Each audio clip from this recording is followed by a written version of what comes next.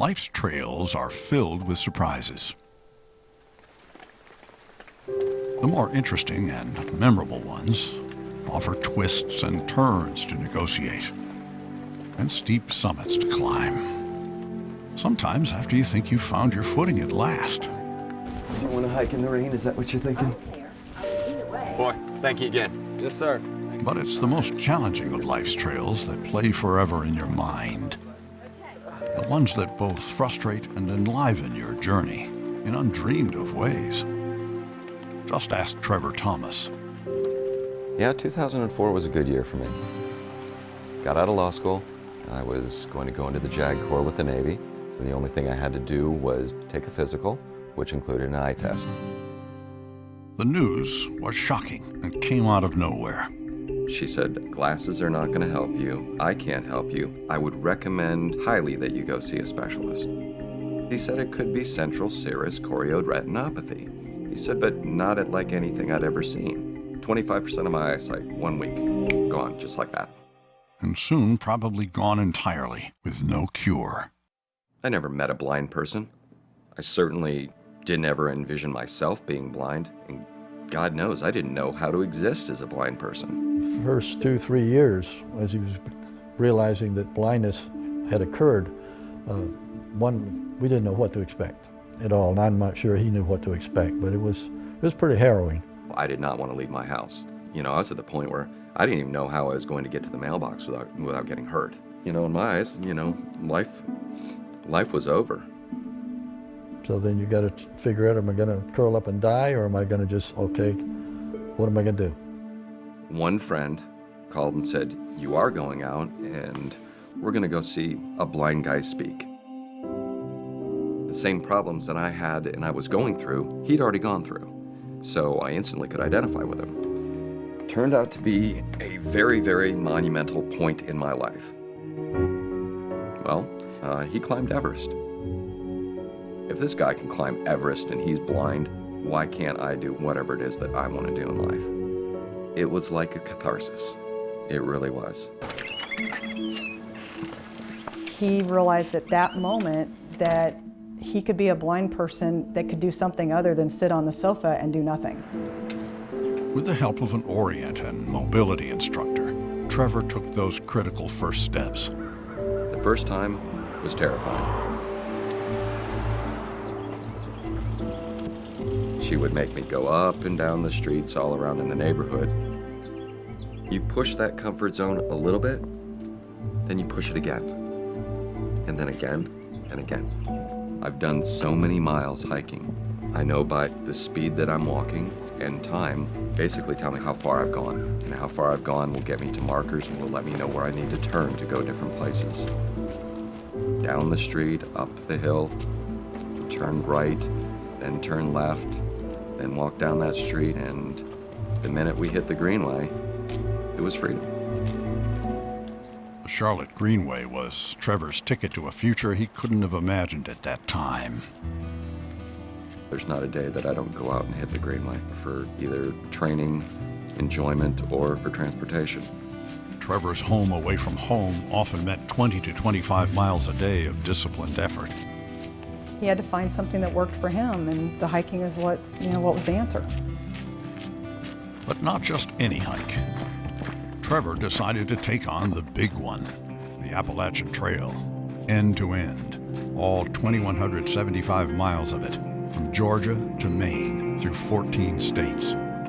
I do think my parents wanted to have me committed. And I said, you didn't join the Boy Scouts. You never camped. You never did any of that. Yeah, I thought he lost his mind and his eyesight all in the same pipe. Yep. Once I decided I was going to do it, there was going to be no way on earth that, number one, I wouldn't go, and number two, that I would quit. We still didn't really think he was going to go.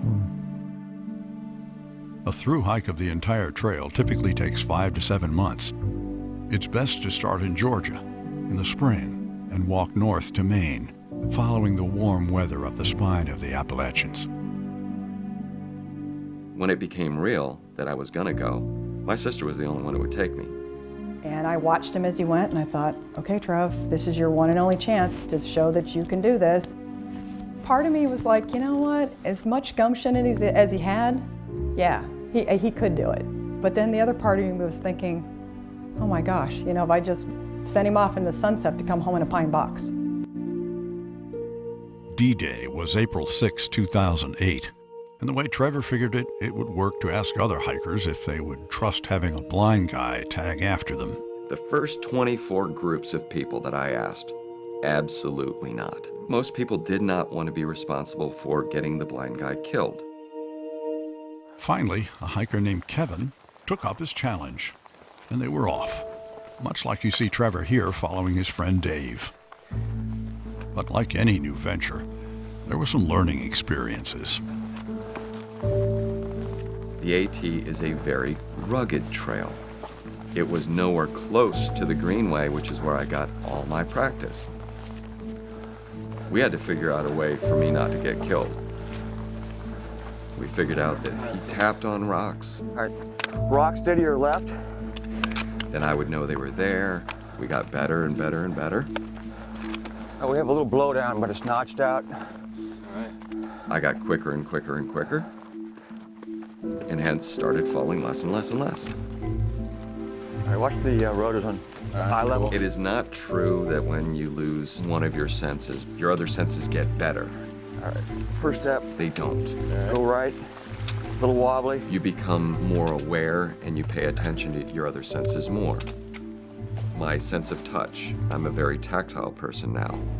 I have noticed that the feeling, ironically enough, in my feet has become much more acute. But I need to be able to feel the subtle gradient on a trail to make sure that I'm on it. Inevitably, Trevor and his first hiking partner had to part company. We made it 7 days before he had to leave and go on. I figured I'd just stop and I'd sit down and I'd wait. Great thing about the AT is that there are thousands of people that do it every year. So you meet a lot of people along the way. And Trevor was fortunate to find fresh hiking partners willing to take him on. And they said, come with us. And it went on and on like that. Groups would form, people would get off. In the beginning, trusting others to help him along life's way was difficult. We got some steps here. All right. On and off the trail. Step up, and then go left. He always had the position that it was trust no one, except for family members. And the most ironic thing is now with his blindness, he's got to trust people. He's got to trust total strangers. And that's been a turning point for him because he's never been like that. And now he trusts a lot of people, which has made a big difference in his life. It's common for hikers to take on a trail name, an easy way to personalize your trek and to remember others you meet along the way. On the trail, Trevor is known as Zero, after 00, a rock climbing term for zero visibility. All right, Butterfly, let's roll. I heard about the blind guy on the trail, and it was really funny because I got to a shelter and I heard somebody, and it was Zero. He'd been there for like a day and a half, waiting for somebody he knew to come along. Switchback coming up. We hiked together for 3.5 days. You know, he's got the hiking poles, and everybody else has hiking poles as well. So it's like he doesn't feel any different, and people can't tell he's blind. And he'll tell me sometimes he just feels like this is his element out here. The trail has over 250 shelters and campsites. Shelters are spaced about a day's hike apart. Zero's daily objective was simple: reach a trail shelter every night Sounds like good flow. and find water. And if things worked out well, on the days he really needed one, Zero would find a new hiking partner and let family know where he was via a GPS spot locator. Anybody who's ever been hiking in unfamiliar territory, even for an afternoon, can recall the heart-pounding feeling that can come with being alone in the wilderness. It's one thing to be alone and a little bit freaked out in the backcountry when you're by yourself in the daytime. But when it turns to night and you're by yourself, is very, very unnerving. You sit and you wait for the day to come. I mean, you're just praying for, when am I going to feel that light on my face?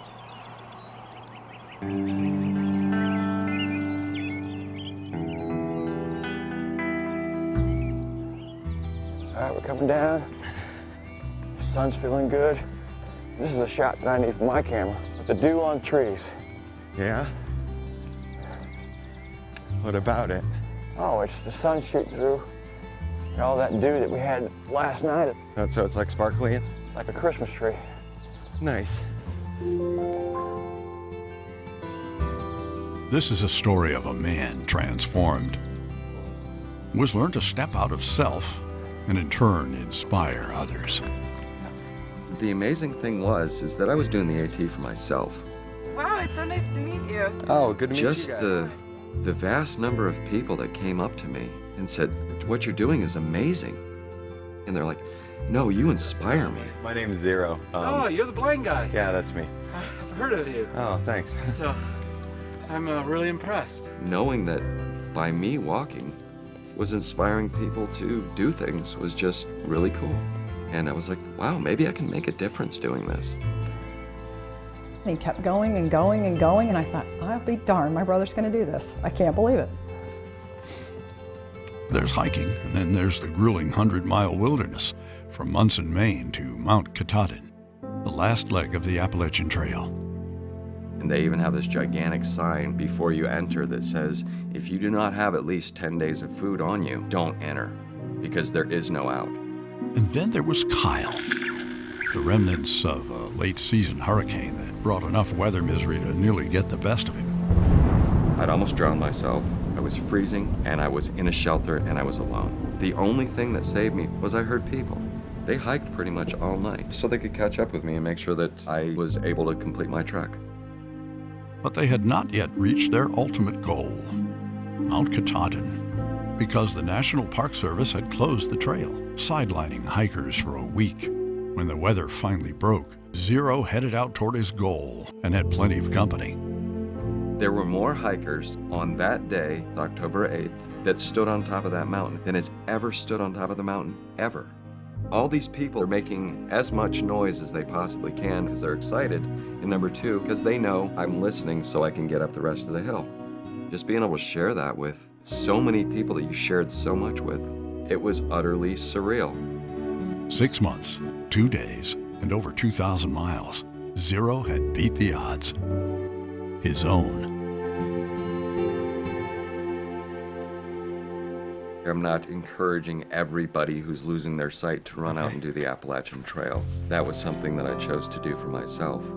What I want people to take away from it, sure, there are going to be things you can't do any longer. So let them go. Find what it is that is your passion, whether you think you can do it or not, and just go out and try.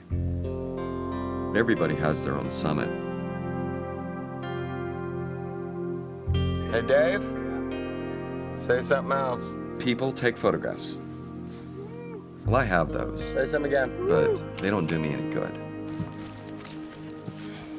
Every time I get to the summit of anything, I pick up a rock or 2 rocks and put them in my pocket. That way, when I get home, I can lay my rocks out and I can feel the rocks. I remember, just like if you, say, would look at a photo.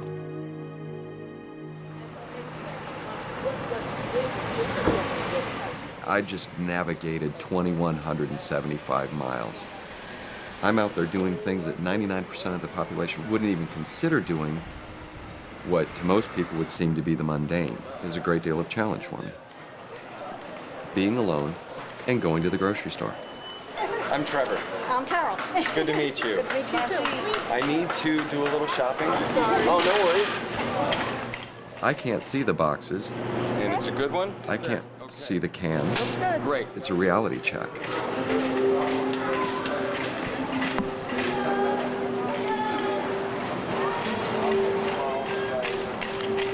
That's going to do it for produce, but thank you very much. One thing that was most detrimental to me, and I listened to it for a while, as my vision grew worse, there was the increased societal expectations on me being able to do less and less. I gained weight on the trail last time. You were skinny. You were really skinny, I thought. I realized that, no, I can do whatever I want to because I know I can. What's in the future? I'm doing a lot more hiking. Okay.